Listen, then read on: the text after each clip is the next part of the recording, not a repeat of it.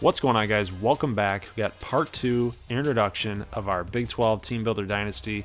This one is a long video, so I do understand that. I do realize that. I know they're not very appealing to sit back and watch all the time, but some of this stuff has to get covered before we really get into the season, kind of like the deep dive, so you guys know what's going on and what to expect.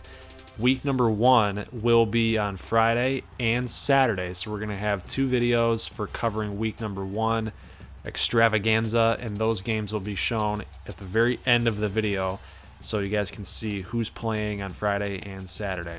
But you guys can see on the screen here, we do have custom recruits that have been put into the recruiting boards. So we made 20 of them, and that's the max that you can create through EA. So those are in the game, and you guys will see all of the recruiting boards for all 12 of our teams. And that'll be in this video as well.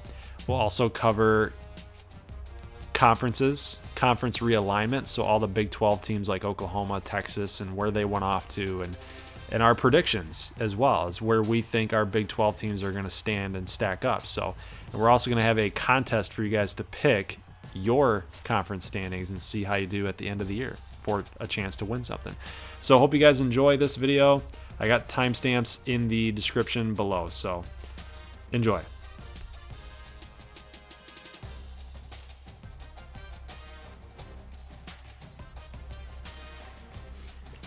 All right, so you guys have seen the recruits. Now let's go ahead and get into the recruiting boards for all 12 of our teams. Okay, and I'm back, so let's get into it. ACU, kind of what we're doing with ACU is they're going to have like every recruit that you guys make. So basically every recruit that we make that's your guys's, we're going to put them on the ACU recruiting board no matter what.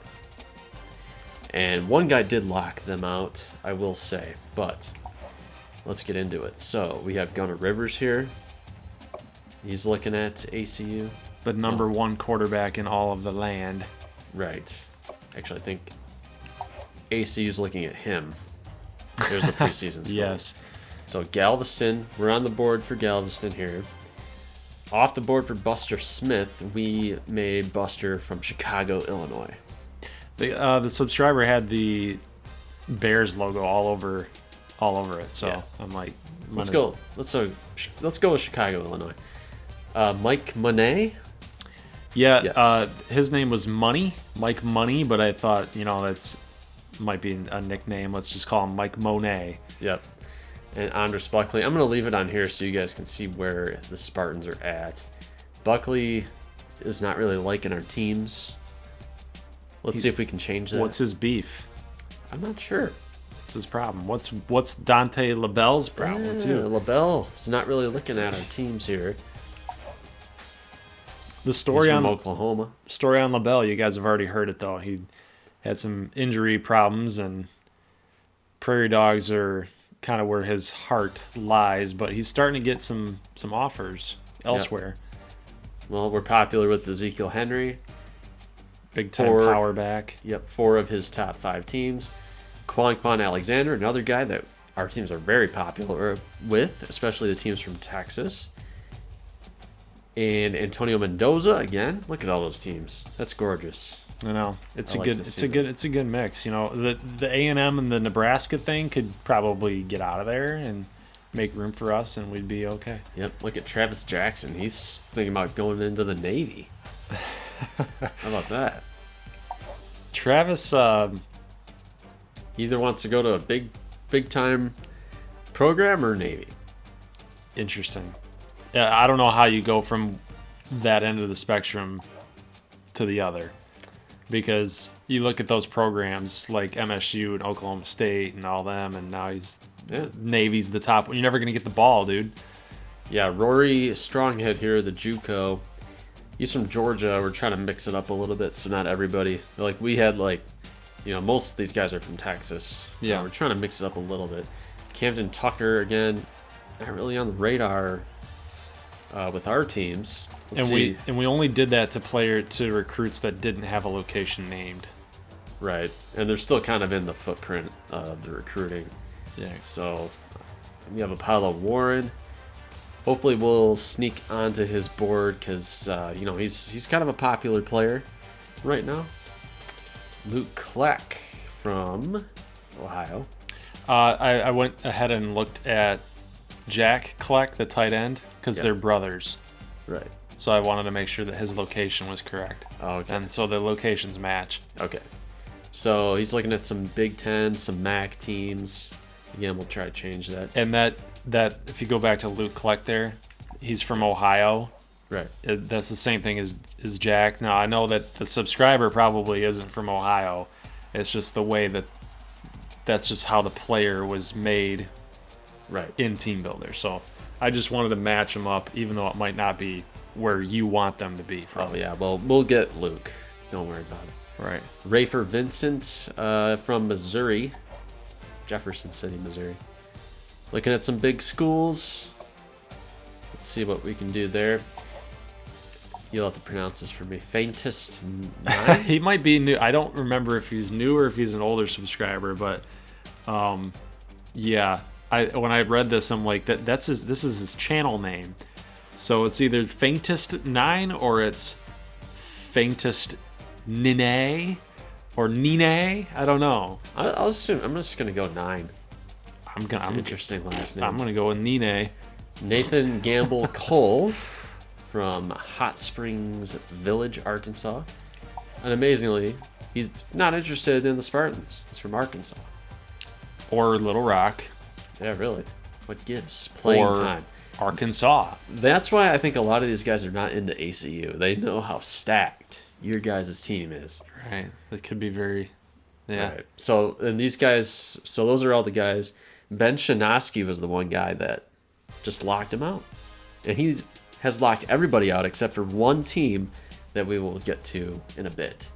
The dual threat kicker quarterback. So basically, I'm going hard for these big time players. Yeah. And Dylan, is that your brother? Bowers. Yeah, Dylan Bowers. So these guys, they don't really have ACU on their list yet. We'll see. You know, sometimes in the preseason you add a guy onto your board, and then sometimes they show, you know, you'll show up 6th or 7th or whatever. Gives yourself a chance, you know. So that's what we're gonna try to do, because you know ACU is big time. So right. They're trying to get some of these guys, and then these guys kind of have them in the lead. Here's another guy, Curtis Narcisse. We're trying to go after him with Ardmore. Yes, you got a lot of guys going after him. So a couple guys, you know, you got to settle a little bit if you're the Spartans. You got to go after guys that are interested in your team. So some depth. Right. So that's some young depth. Yeah, that's the situation for the Spartans. We're gonna move on. I'm gonna sort by overalls just because I like to. So if you guys remember, the Amber Wave is a big time option team, and they really want guys on the offensive line, defensive line, and really some power backs. And Doug Flores is that guy. Yeah. Number 1 halfback in the country. And you know, Kansas A&M is really gonna have to work for Flores. Yeah. This is kind of more of a dart throw on their end. Strong him pretty well there as an offensive lineman. Apollo Warren. Yep. Gotta focus on that defense. Again, you're talking offensive line. You're looking at Knox, Dunlap. They're looking at Monet and Vincent as well. More offensive line. Kevin White. Narcisse. Mike Austin. All right. Narcisse is there. More offensive line. A lot of safeties. Dallas Wright, Anthony Martin. Look at all these cornerbacks. You want to turn the ball over. You know, when you want dynamic playmakers in the secondary to, you know, get some interceptions, turn the ball over, get it back to your offense, kill some clock. I think this guy would be a pretty good fit. Oh, yeah. He's kind of speedy. I don't know where they're getting the C from. That might be part of the scouting. Right. Yeah, he's not that slow. He's like, what did we put him as? I think he's faster. It's a 90-something odd speed. So should be a good fit if they can nab him. We'll see. Ezekiel Henry there. And we have any more guys? Doesn't look like it. So interesting board. Like we said, Kansas A&M, they have to take guys and mold them. Right. That's kind of their MO. their projects. We're going to take a look at the Odessa State Dust Devils. Dust them up. Dust them up. Who are they looking at? Let's see. We have a Nate Galveston appearance. Just sort by overall. Oh, no, I didn't. All right. Vince Hunter from Idaho. They're, like I said earlier, team does not have a lot of depth. I think they need to target guys who are safe. They got to be interested in the school. You know, they can't waste time dinking around trying to go after these hot shot players. Just get some guys in. Yeah. You know? Yeah. Take it for what it's worth. Hunter's one of those guys, one of the top players on their board. Galveston, also high up on the list. He's a faster quarterback. I don't know where they're getting pocket passer from. It's somebody they called Buster Smith a pocket passer. Yeah, Galveston is definitely more of a scrambler, which is a different fit than what OSU normally likes to do. But Travis Jackson also here, you know, they like to throw the ball, so they're looking at wide receivers. This guy is an interesting case. David Murphy from New York is obsessed with their teams. He's a good guy. I guess he wants to go play in the Big 12, you know, notorious Start for slinging it. Yeah, high-flying offenses. Aaron Griffith here, athletes, like I said. We want people who are interested in our team. Quan Alexander. You see his board again, 4 teams from Texas. Campbell, another quarterback. You know, they got to be looking beyond Flynn. And the backups are not that great. I'll check the needs here. They're okay at quarterback for now, but I mean, Flynn as a junior could be a draft pick. So we got to be looking ahead a little bit. You mean Indiana Jones? Yes. Let me read resorts. Okay, where are we at? So again, a lot of defense. We need some offensive line help for sure. We need secondary. We need everything. We need everything, man. Luke Kleck is on the board. Yeah, it's a very widespread board right now. I mean, there's a lot of quarterbacks and a lot of secondary. Right. So, like I said, this team, they need to hit Texas hard. They need to get guys who want to be there. All right, let's skip ahead. This is your team here, the Ardmore Thunderwolves. Ow, let's do it. Let's do it. Let's do it. We need to up the energy a little bit. It is pretty late at night, but let's get the energy going. All right. We need a Red Bull. Let's do it. Okay. What is this? Preseason scouting. Okay. All right, so energy. You want energy? Look no further than the #1 quarterback in the class, Gunnar Rivers. We are targeting this guy and going to go because outside of Wilson, Cade Wilson, our quarterback, our starting quarterback, he's a senior. Right. And then the next guy up is the junior, Shanahan. which is Shanahan, and then we have a freshman in John Hicks. I think our teams will become more popular with him as the recruiting process goes on. I hope. Yeah. I don't want to make a guy this good and lose him to, you know, Texas or somebody. I mean, we easily could, but I really want to go hard after this guy to really take Ardmore to the next level. Targeting some defensive line. I love defensive linemen to try to get pressure on you, get you out of the pocket a little bit. Oh man, I don't think you have to worry about the Prairie Dogs. Alex Johnson, safety there. Ali Smith. It's kind of really spread out here. We're targeting Faintest, Travis Jackson. So we're targeting playmakers. Yeah, big time. and you know, you want a lot of the subs. You want some of the subs on your team. Yep. Show them some love. Definitely going to be targeted here. We're going after some role players too, defensive tackles, middle linebackers, guards.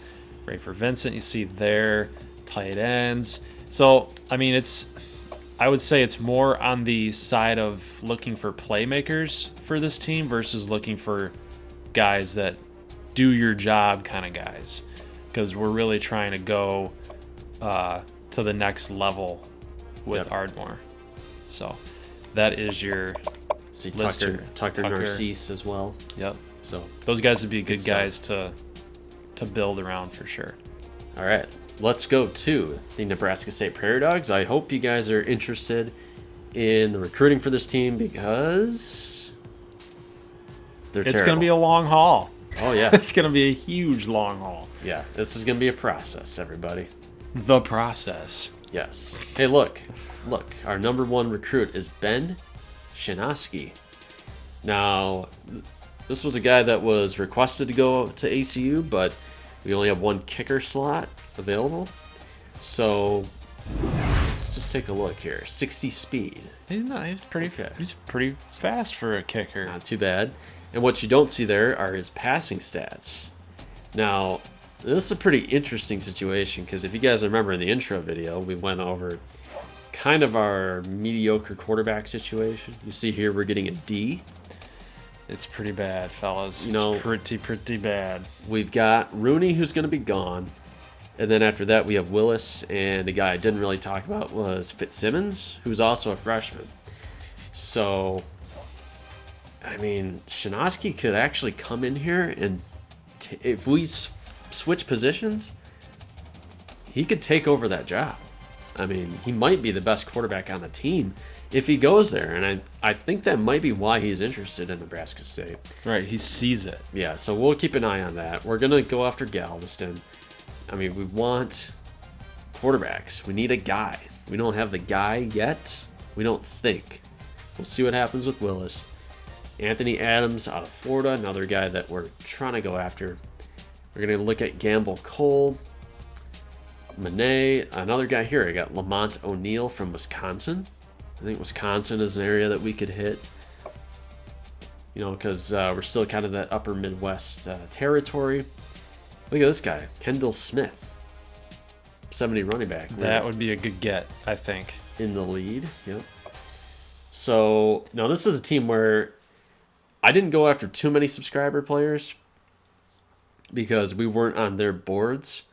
And for this kind of team, I'm sorting by interest and being like, if I'm number 1 and 2 or 3 on your board, you are going on my board. Because I'm trying to get people in. Right. So trying to get people into your program. Don't think around with players you might not be able to get. Now here's one guy I am going after is Dante LaBelle. What's the book on LaBelle? What's the story? The story on LaBelle is that he was a big-time recruit who suffered a devastating knee injury. And he's sort of lost his wheels. You can see here, the strength is still up. You're looking at speed, agility, acceleration. His elusiveness, his moves, not that high, but he's still got the power. He still knows how to run the ball. He still knows where to take the ball. He can still catch. And he's looking at the Prairie Dogs, who still believe in him and think of him very highly. So we are going to go hard after LaBelle and see if we can get him. The key thing with LaBelle is that he has the one thing that you can't coach. It's heart. You're right. He has heart. And that's what the dogs, they like to see. Oh, yeah. They love that. That's, you know how Prairie Dogs survive?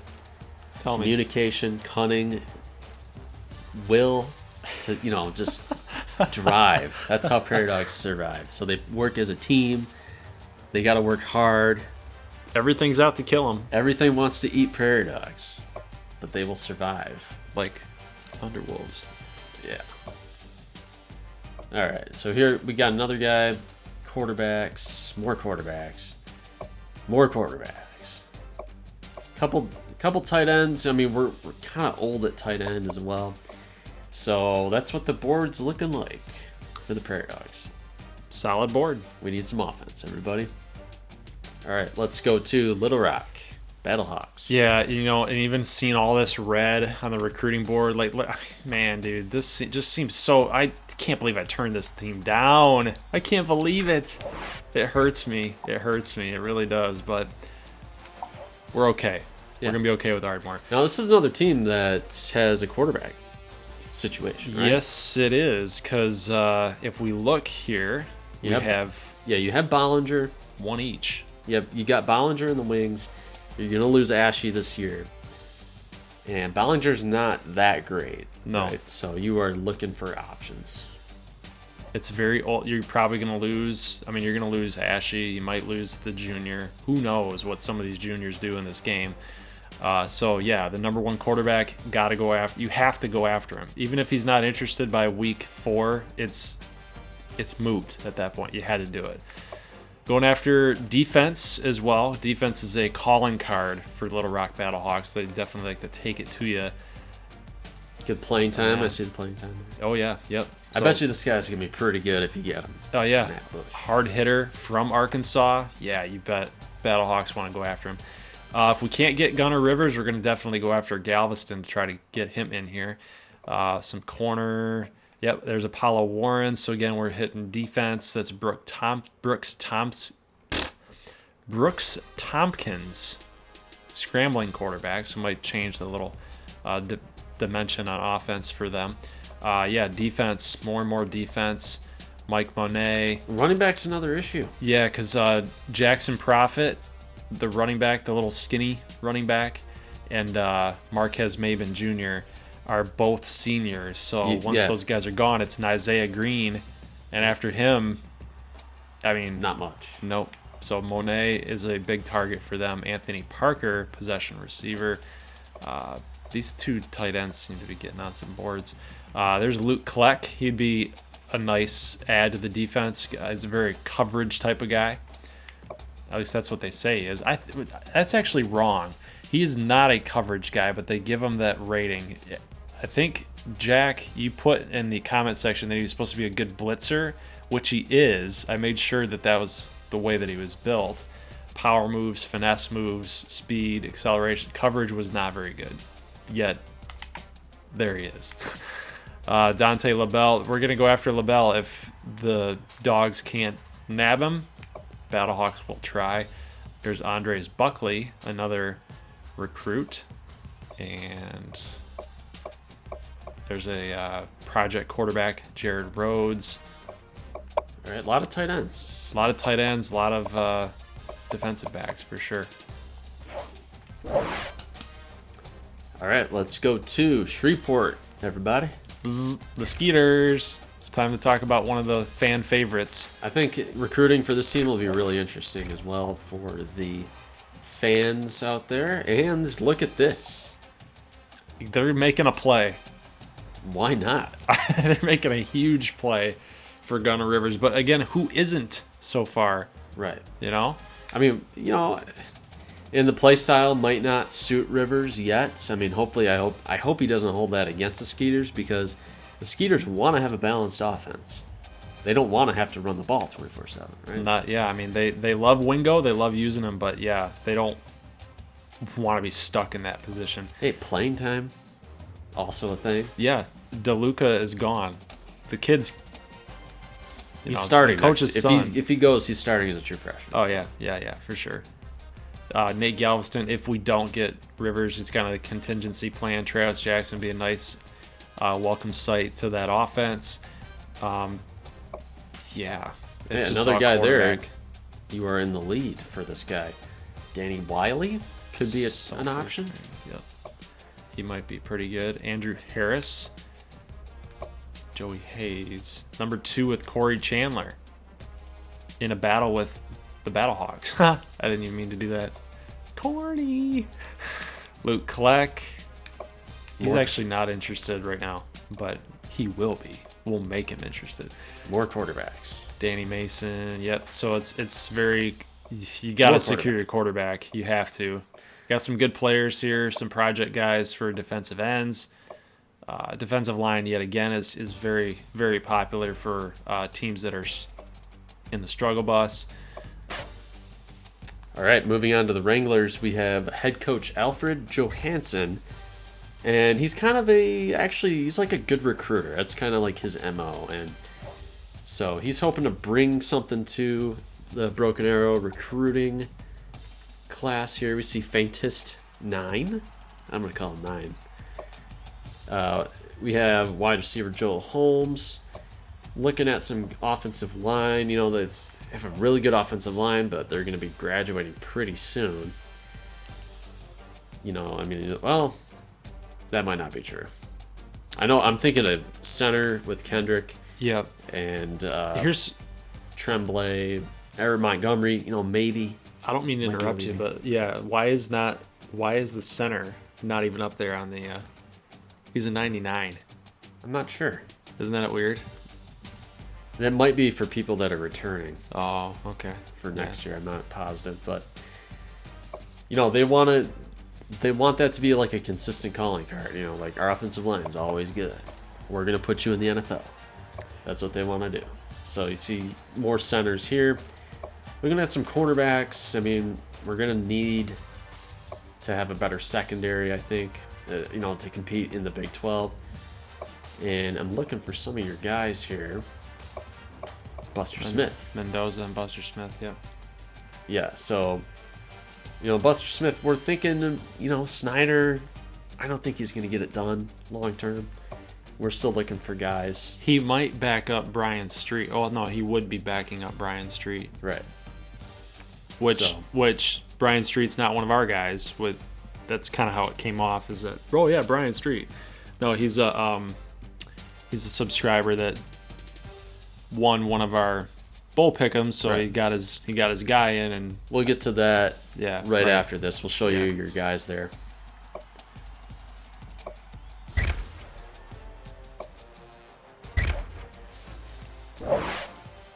Okay, Amarillo Armadillos.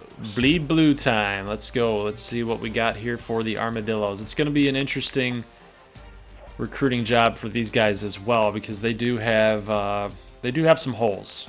I'm not going to lie to you. They're a very solid team, but they've got some leaks. Right.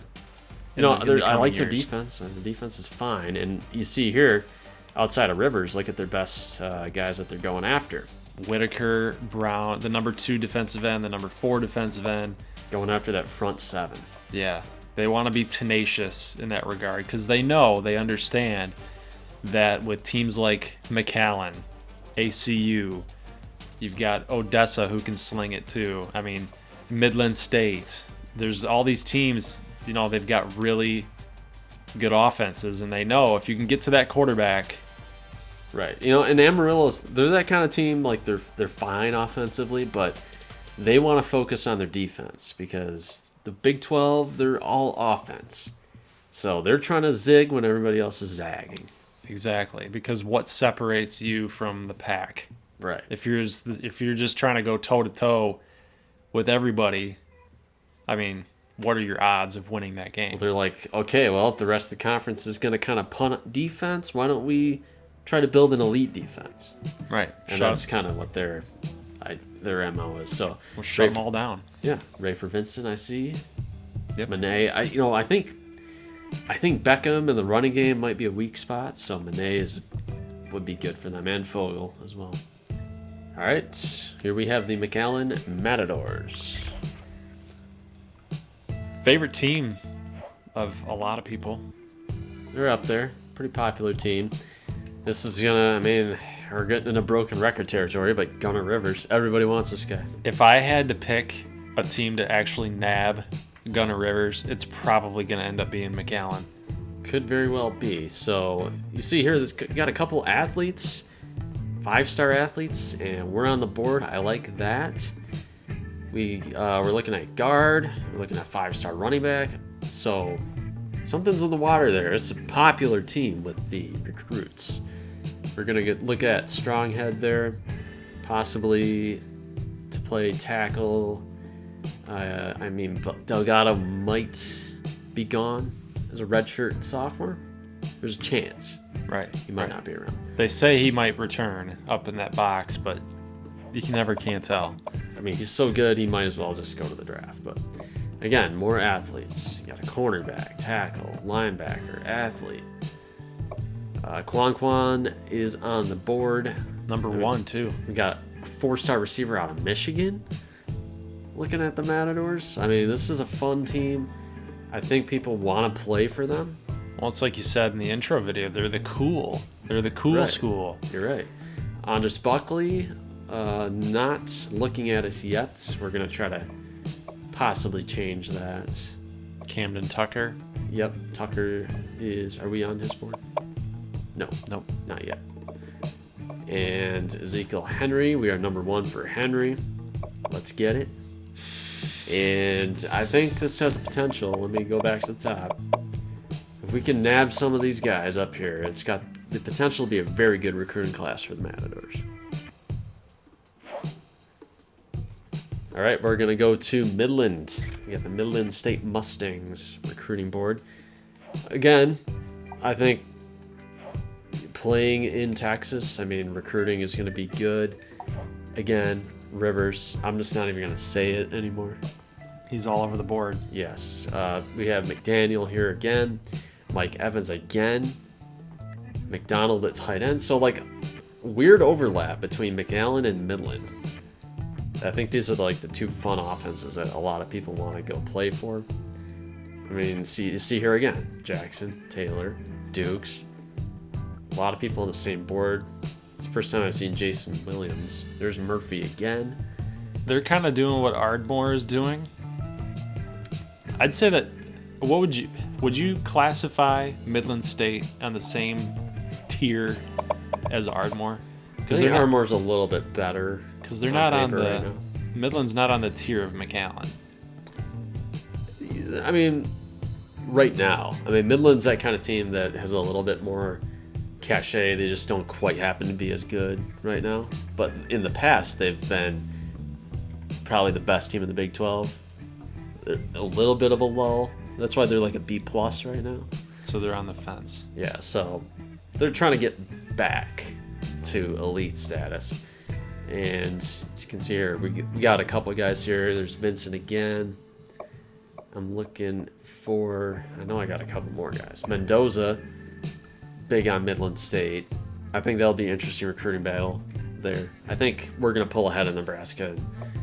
Oh, yeah, you should, for sure. All right, final team. Denver Tech Rush. Highlighter. Oh, excuse me. Volt. It might not quite be Volt because Volt is kind of greenish, so I might take that back. Highlighter yellow is fine. Okay, person who shall not be named. Yes, he's on the list. We understand. But what about Drakeenan? Well, I mean, Timmons is a bit older. He's an upperclassman. Junior. I mean, they have Alex Smatkovich in the wings. So, you know, they're just... Why not, right? Why not? Why not? He's an 82 overall. Why not? He projects to be better than Matkovich at the end, so why not? Wade White. First time we've seen him out of Utah. So, you know, Denver, unless he was on the McAllen board, I don't remember. So, you know, Denver is in an interesting recruiting spot because they're not, you know, they're the westernmost team in our conference. So, I mean, they can hit Arizona, Utah, California, Nevada, you know. Oregon. Yeah, and they can hit Texas as well. They can dip down into there for sure. But they're going to be recruiting out of a little bit of a different talent pool to some degrees. You see here Atari Barclay out of Arizona. Defensive tackle. Murphy's looking at us again. This is a cool dude. I like this guy. He's all over our team. Why is this? I'm just saying because he loves our team. Yeah. He's a cool dude. So, again, more Colorado guys, you know, hitting Oklahoma. You know, this is a spread option team, so the offensive line is going to be very important. They want their playmakers to have some speed at their disposal. And, you know, like we said earlier, secondary's got to be up to snuff. So I'm seeing a lot of DBs on here. A little light on the subscribers. Maybe I should have added a couple more guys. Their interest might have been pretty low, though, because they are so far out west. Yeah, it could be. So that does it for the recruiting boards. Let's go to the subscriber-created players for the people that won our little contest from the previous dynasty. So let's look into that. All right, guys. So first and foremost, I want to talk to you guys about how we did this. So we took one of our players from our base roster and then just put your guy into that spot. So sometimes, you know, you'd get lucky here and get the freshman, And other times you might get a sophomore. So it really just all depended on the what's the word I'm looking for? The makeup or the designation, the class designation of that player in that position. So Jason Clifford, you got your guy, John Hicks, the freshman. He is not from San Marcos, Texas. He's from Michigan. And the backstory here is that Jason Clifford used John Hicks in his University of Michigan dynasty. And I think it's kind of funny that he wanted him to go to Ardmore, or he wanted to go to my team so he could end up beating you. Right. That's the probably storyline. happen. And the storyline with Hicks is that he can't seem to win the big game. He won 4 Heisman trophies in his career, but he just couldn't win the big game. Now, I don't know if it's the color of maize and blue,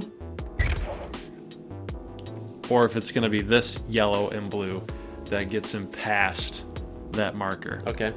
So I'm thinking that projecting forward a little bit, I mean, he looks like a 2-year starter to me. It's probably going to go Wilson, Shanahan, Hicks, right? For a 4-year window. Yeah. Unless you get Gunner or somebody of that caliber, right?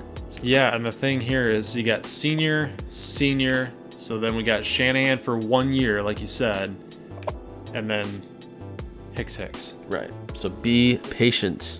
Yes, Jason, be patient. Yes. He's the fastest guy. He's a 92. He's got some wheels, man. So he should be returning kickoffs for the time being, right? And look at the throw power and the throw accuracy is not too great. Maybe that's why he couldn't win the big game. Right. Couldn't just make those clutch throws.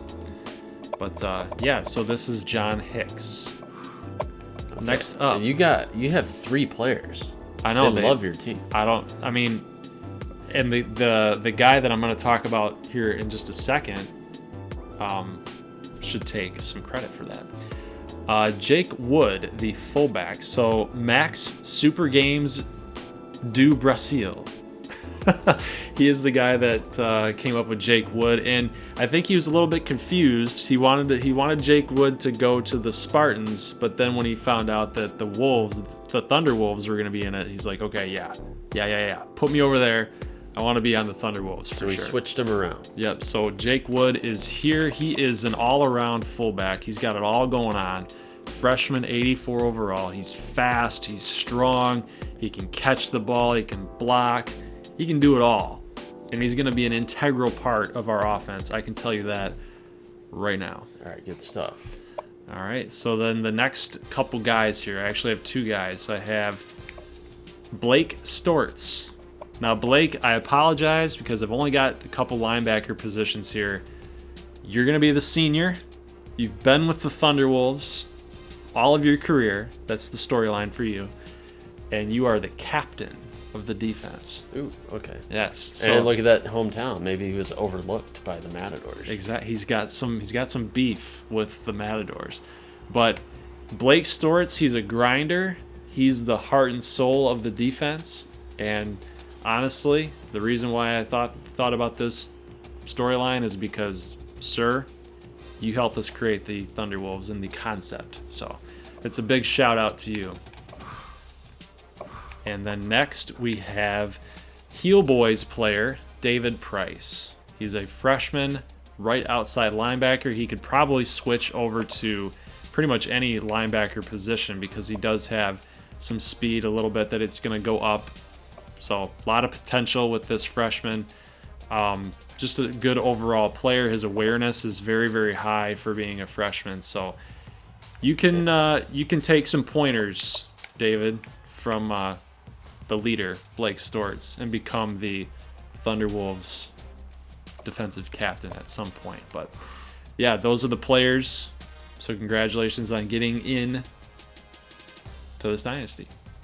Just realized I didn't show you guys what these guys look like. So you see Jake Wood here. He looks definitely the part of a all-around type of fullback. He's definitely going to be tough to handle for opposing defenses. And then let's show the other guys here. We got Blake Stortz. Pretty tall. Pretty tall dude. Can cover a lot of ground.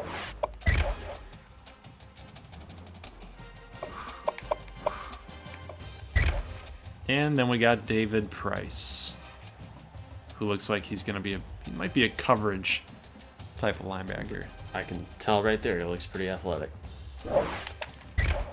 I'll say that. Yeah, so for the ACU fullback, who was Jake Wood previously, we're going to go with Tony Adams II to be our fullback. Shout out to Skaotic for coming up with this player. There's a whole lot of football player right here. Yeah, He doesn't look like it, but he's 230. Yeah. In the game, he'll probably be a lot bigger. Broken Arrow. Brian Freshman Street. Brian Street. He's been trying to get in these series. He's been trying so hard. I know. Well, we had him in the Mountain West one that we did, and we lost him. Yeah. He locked us out.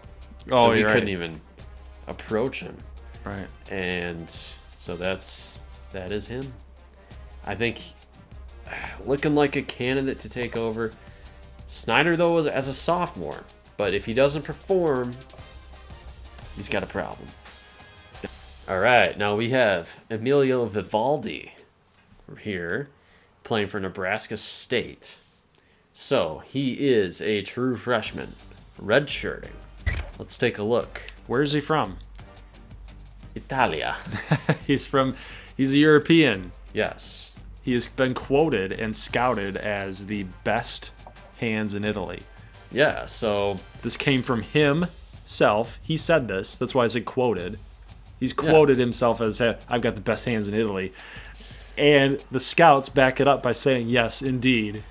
He does. So he, plays, he played a little bit of soccer like you have to in Italy. He was throwing the football around. He sees this weird sport on television as a kid, and he's throwing this football around. And his parents get relocated to America. And apparently he's from Alabama. I don't know if that was... I don't believe that was meant to happen, but that's just where the player happened to be from. So his parents go to Alabama. He's got these amazing hands. He plays JV as a junior. Lights it up. Then he goes to play as a senior. Just catches everything. It's like a magnet. And so he's getting some Division I football looks, and Nebraska State lands him. So here's the deal. He isn't the fleetest of foot.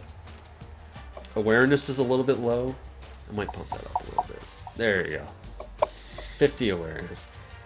So He's only half aware. right. So he doesn't have the best moves. He's got the vision when he gets the football. He doesn't fumble. Pretty good on the carrying. Catches everything, like I said. 89 catching traffic. Very good hands. Can't jump that well.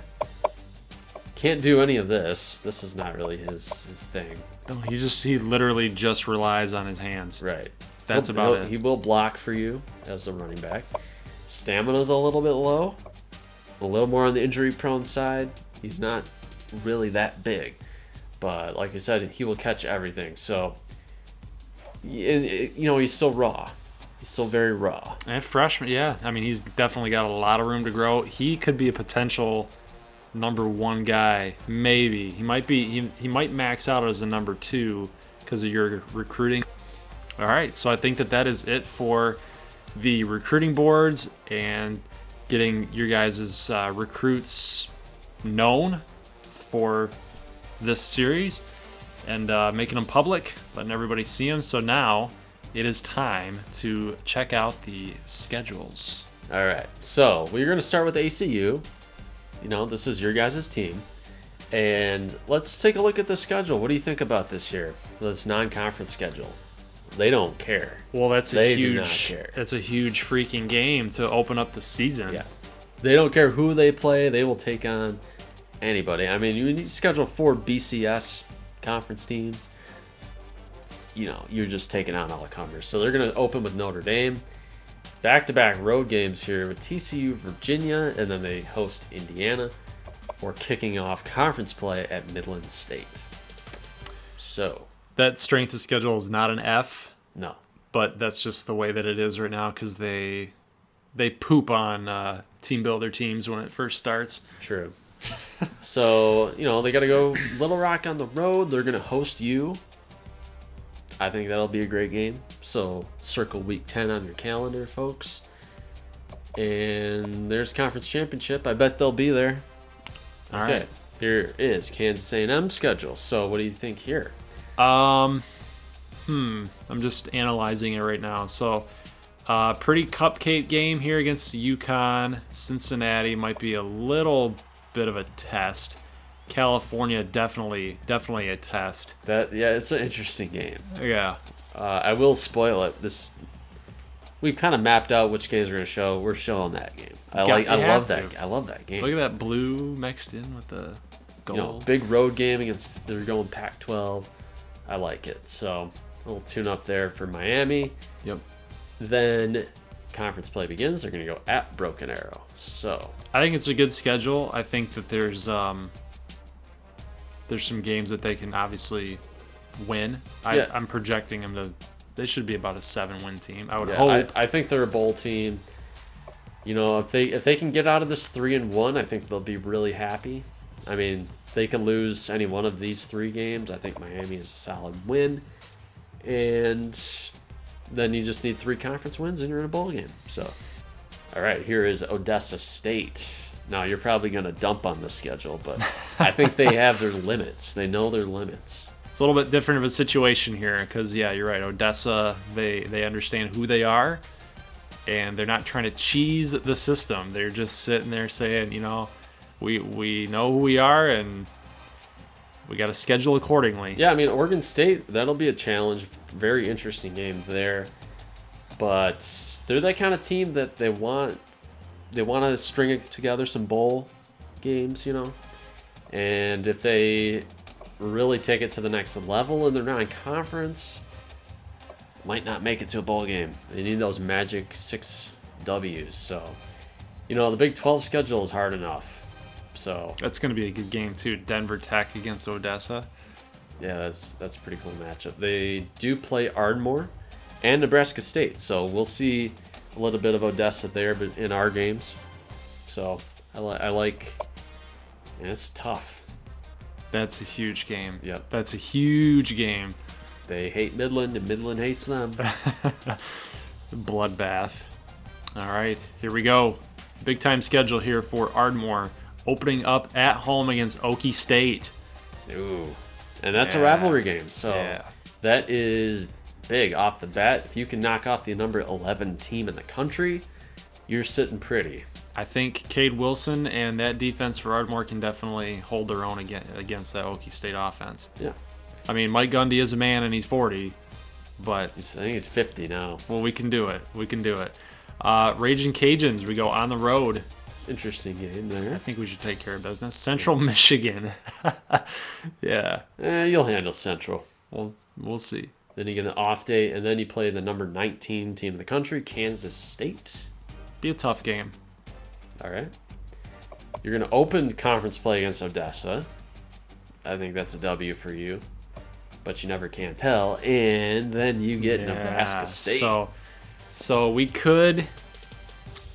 Disaster scenario here, we could probably be, what is that? 3 and 2. 3 and 3 would be the Armageddon for you. Yeah, and then we get Nebraska State, which who knows what could happen there. The season could be over if that happens, and then we lose to Nebraska State. Go Dogs! But yeah, that game against ACU late in the season is going to be tough. Shreveport. And then Little Rock late is going to be tough. McAllen late is going to be tough. And then he closed out with a rivalry game there against the Wranglers. Yes. It's going to be a very, very tough schedule for the Thunderwolves. Yeah. So, don't tune out, everybody. Weeks 2 through 4, it's going to get interesting. Okay, Nebraska State. Look at this schedule here. We're going to open at Western Michigan, and keep in mind... Row the boat. Yeah, well, keep in mind, this is a Western Michigan team that was coming off of a Cotton Bowl loss, undefeated regular season for 2016 with our 2017 rosters. So, no PJ Fleck anymore, but, a road game is always hard. A very evenly matched game here. We're going to host Minnesota. This is one of our rivalry games. Get a little bye week there. Bowling Green, and then we go at Purdue. Yeah, and didn't Purdue start picking it up?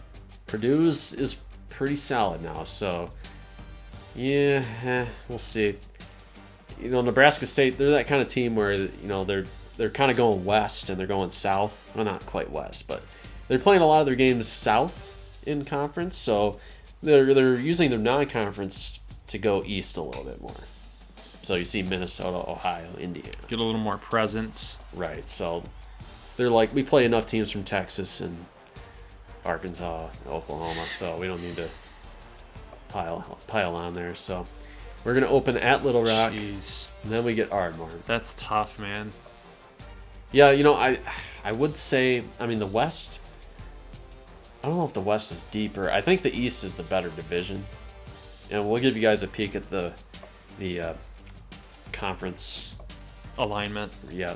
Just to give you guys a visual there. So. Right. You guys, we broke it down in the last intro video on who's where, but yeah, visual's helpful. All right, we got Little Rock here. So what do you think about Little Rock's slate? Yeah, I'm excited about it. I like how it looks. It's a pretty good mix of teams here. They're not afraid to take on big time teams. No, they say, you know what? We're ready. We're ready to roll. Yeah, I mean, even Central Florida, not going to be easy, obviously. Northwestern, pretty interesting game here. Not something you would normally see. They're going to go to Evanston. So I like that game a lot. It's good to get out of your comfort zone a little bit. And they're going to open at Denver. And then they get me. Oh, boy. And then Shreveport. They got an easy opening conference schedule right there. Tech, Nebraska State, Shreveport. Yeah, I mean, Denver's pretty good, but you could have a harder opening game for sure. They're going to host ACU, as we said, and then they close out against McAllen. I don't know how I feel about Little Rock projecting forward. I'm thinking 8 wins would be a good season for them. Yes, 8 wins would be good for them, but at worst, 6. They'd be 6-6. Yeah. So worst case scenario for the Shreveport Skeeters, probably 2 wins. That's what I'm projecting. Yeah, that might be harsh. At worst. I think they're a little bit better than you give them credit for. But they're kind of in that same boat with Odessa where they kind of know what they are.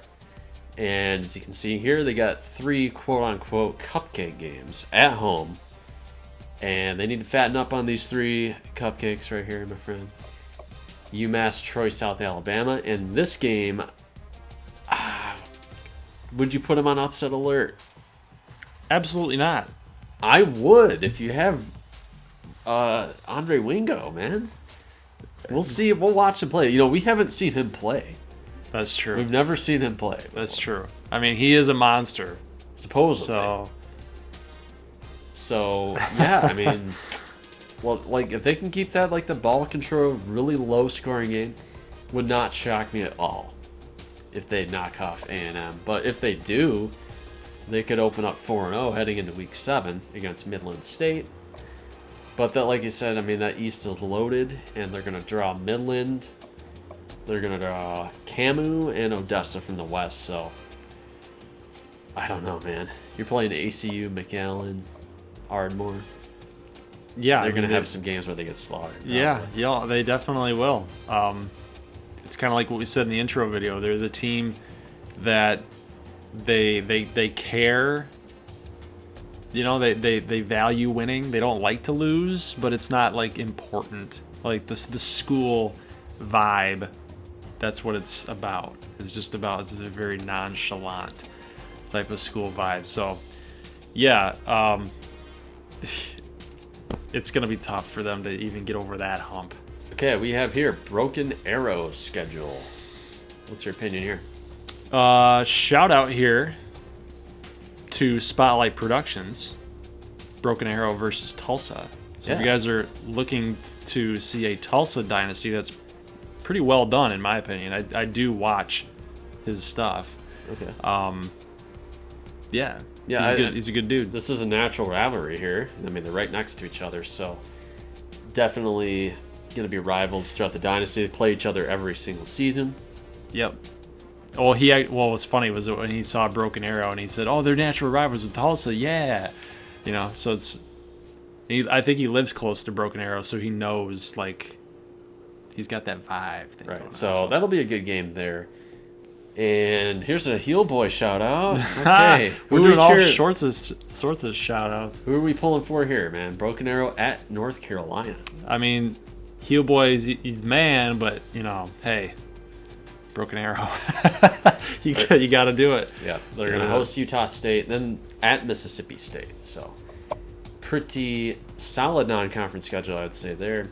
No elite teams really, but some. We got 3 really good tests here. Opens play at Odessa. They're going to draw Nebraska State from the West. I like that game. I think it's very winnable for me. And like we said, they're going to close at Ardmore. So Broken Arrow, this is where they're going to do their damage if they're going to make a bowl game. I think they got to go 3-1. I think this is like a 7-5 team. I would agree with that. All right, so the last of my teams, let's check out their schedule here. Iowa State. That should be a W, but I could see Iowa State winning the game. I could too. UNLV, that should be a W. New Mexico, that should be a W. Texas Tech, it's probably going to be a loss. Yeah, we'll see. Big time I mean, offense. This is another game, kind of a natural rivalry. You're talking West Texas.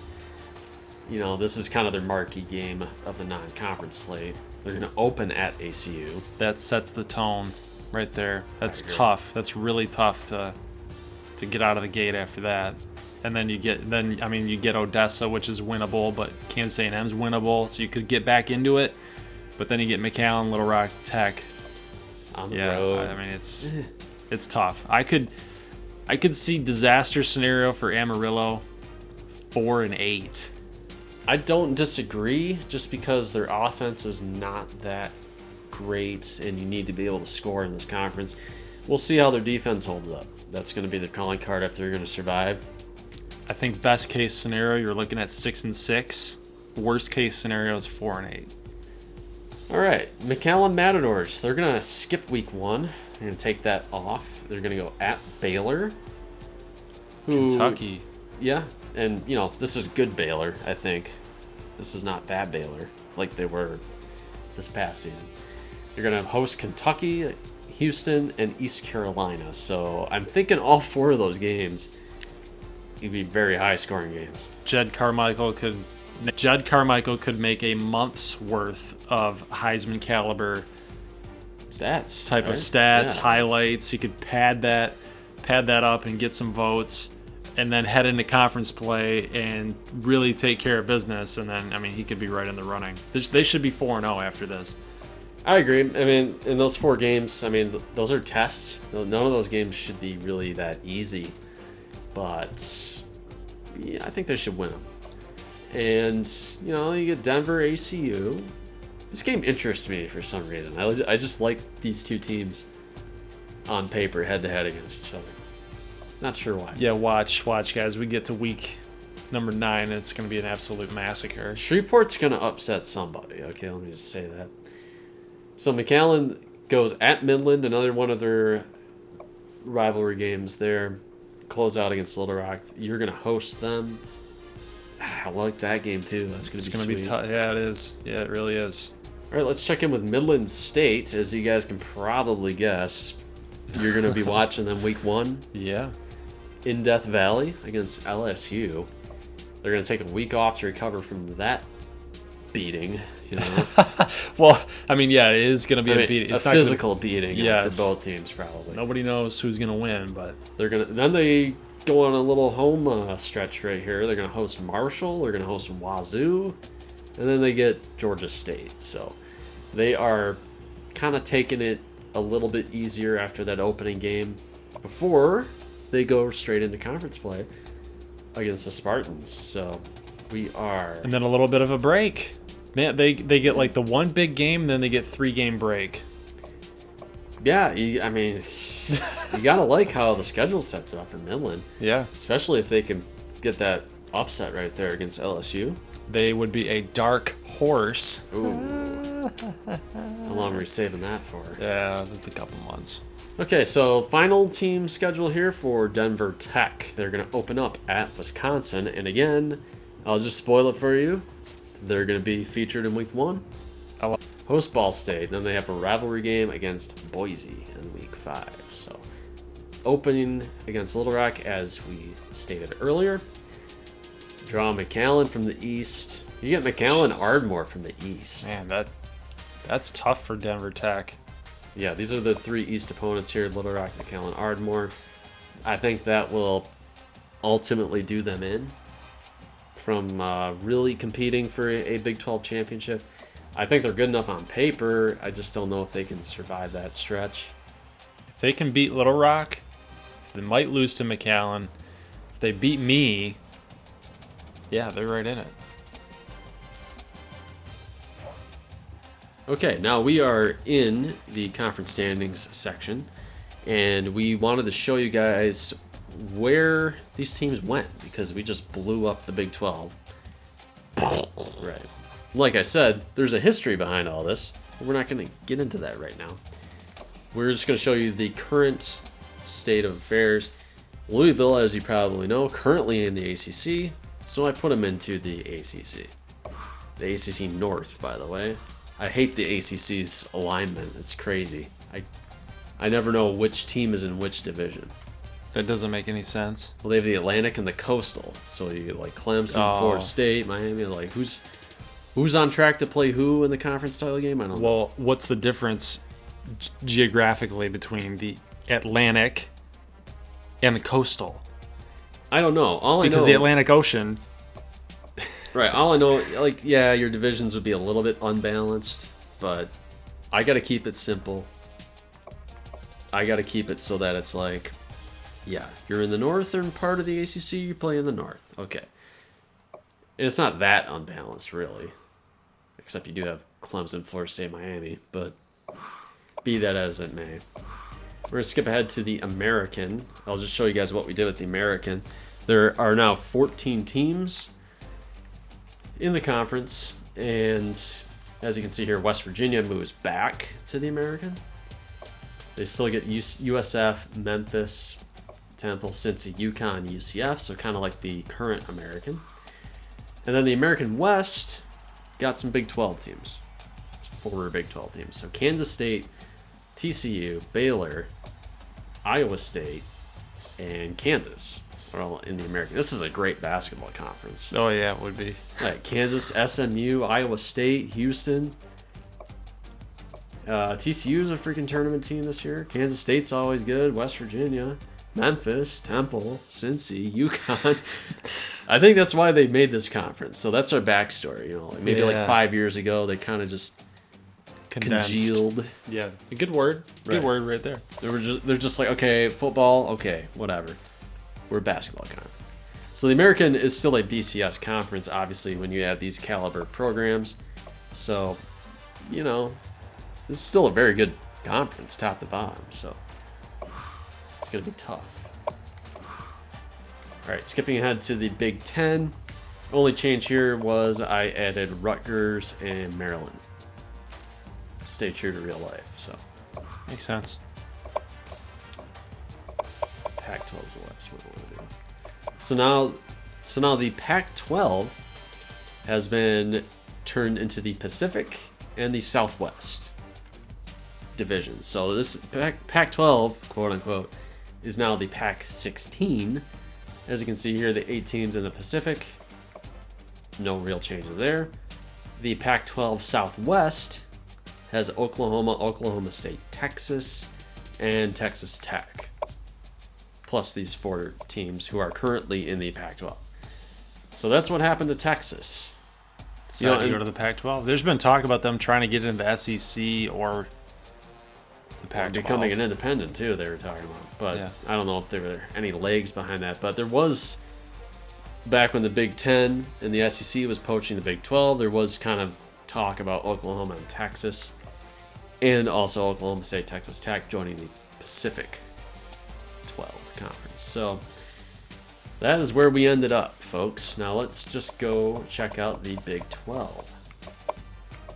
And do our predictions. All right, yeah. So we have just the East and the West. Pretty simple.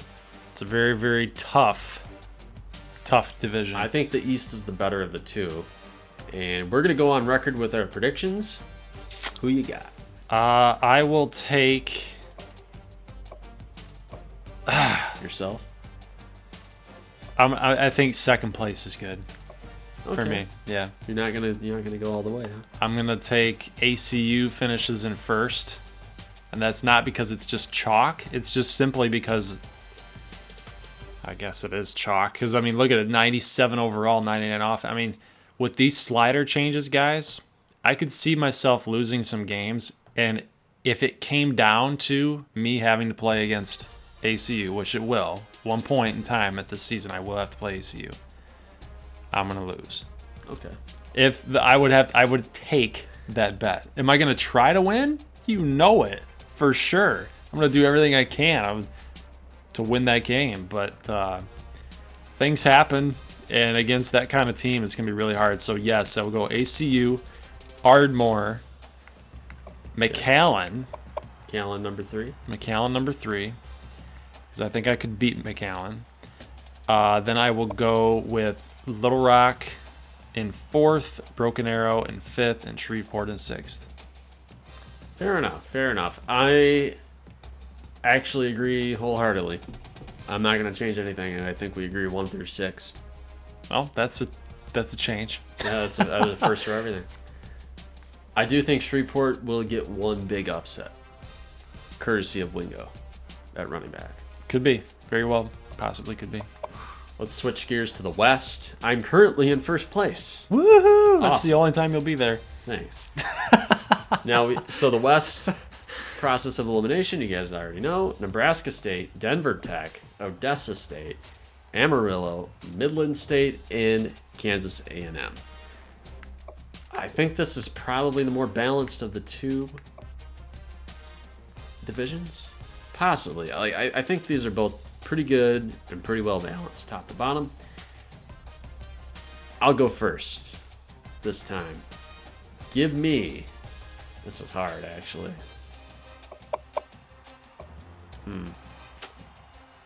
I will go Midland wins. Midland wins the division. I'll take A&M in second. Wow. I'm going to go Denver 3. Give me Amarillo 4.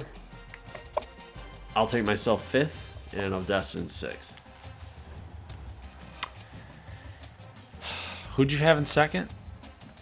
Camu. I think they're a dark horse to win the division. Actually. Yeah, they're really solid. I mean, look at that 88, 90. They're really solid. They're just kind of just sneaking under the radar a little bit. Nobody's talking about them. Yeah, they're scary. Nobody's talking. I would agree that Midland State will be in first. Okay. I will go with Denver Tech second. I will say that you will finish in third. Ooh, wow. Nebraska State will finish in third place. Okay. Ahead of Kansas A&M in fourth, Amarillo in fifth, and Odessa in last. So, guys, that is it for our predictions. Now it's time for you guys to make a prediction. Yeah, we want to hear yours. And we are announcing a contest. If you made it this far in the video, I hope everybody has. They usually do. Yeah. If they're listening right now, they have. So I know that much. Now, we're going to do a contest. Post your standings, your East and West finishes. You're going to get 1 point for every correct spot that you select. So if you pick Nebraska State to win the West, and they do, you get a point. And if you pick Kansas A&M to finish in sixth, you get a point. Strictly hypothetical. Yeah. And post your conference champion, your conference champ. If you get it right, you get 5 points. So that'll be the big kicker. Right. But, yeah, we still haven't decided what we would give away quite yet. But that'll be for another time. Yeah. So we'll have a prize for you guys. Okay, now, finally, the last stage of the season preview will be a week 1 look ahead. We're going to spoil what games we're going to show. And we're going to go over format for the rest of the season. And I'll let you take it away on the format.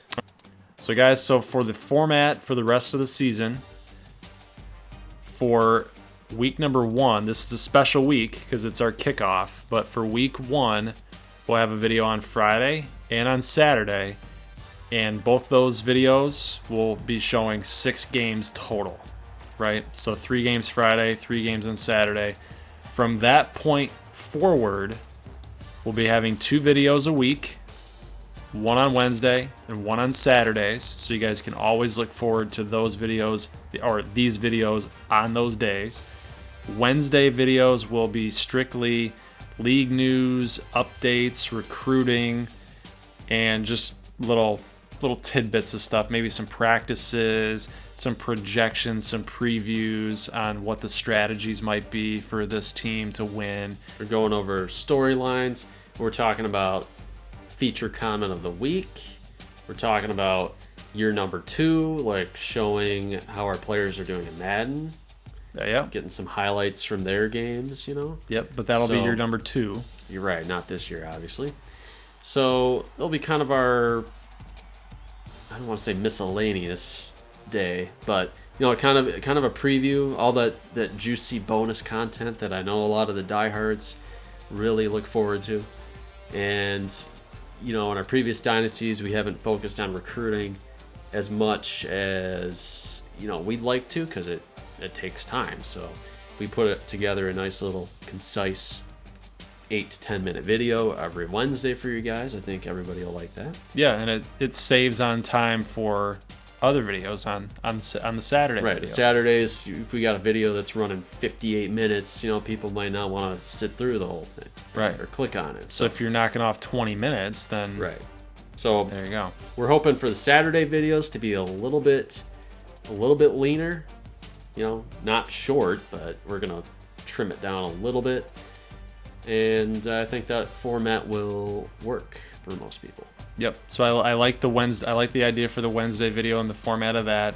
For Saturday videos, we'll be showing 3 games every Saturday. Yes, so 3 games non-conference, and then once conference play hits, we're talking about possibly, you know, we'll have a regular 3 games. We're talking about maybe doing like a lightning highlight of a 4th game, just to give you guys some extra stuff to chew on. We don't want to like lose track of a team if we haven't seen them in 3 or 4 weeks, so we're talking about just kind of checking in for a little brief highlight clip there. So yep, we'll start with week 1, part number 1. We're gonna start with your game, my friend. You will be the opening game. Woohoo! Oklahoma State is going at Ardmore. So you get Mason Rudolph and James Washington and all those guys who are in the pros now. Marcel Aitman. Interesting stuff there. Yeah, it's going to be tough. It's going to be tough. Everybody wants to see this game here, I think. Notre Dame at ACU. I bet you a lot of our subscribers, a lot of our ACU fans probably don't like Notre Dame. They're not the most popular team in the world. Easy to hate Notre Dame. Yes, it is. And our 3rd game for the part 1 will be Tennessee at Little Rock. That's a big opening week, guys. It's a it's juicy. I mean, there's a lot to like right there. And I will spoil our week number 2 matchups. You're going to get Nebraska State at Western Michigan. Week number 1, part 2. Yes. Saturday. Week 1, part 2, Nebraska State at Western. We're going to have Midland State at LSU. And we're going to have Denver Tech at Wisconsin. So, love it. Yeah, I mean, these are going to be big matchups. I did notice our part 1, we're all at home. Part 2, we're all on the road. That's I didn't interesting. do that intentionally. That's pretty funny, actually. All right. So, guys, that is it for this episode. Part number 2 is done. All the introduction is done. We're getting ready. Finally getting ready to go here for the Big 12. Hope you guys are excited as we are about it. Because, man, the Oklahoma State game, my fingers are starting to get a little sweaty because I'm like, oh my gosh, I got to get this W early on in this season.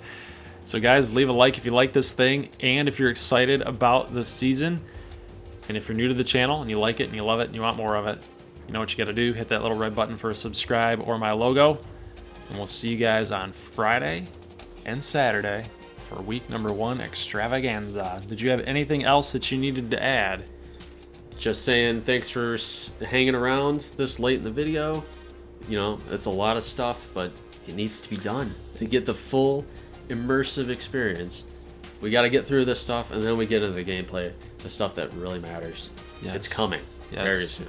And you said thank you, and that makes me realize that I have to say thank you. That we have to say thank you one more time to you guys out there that stuck with us through this entire process, because it's a lot of work, and you guys have been there every step of the way. You're going to enjoy it. We're going to love bringing it to you. So we'll see you guys on the weekend. Peace.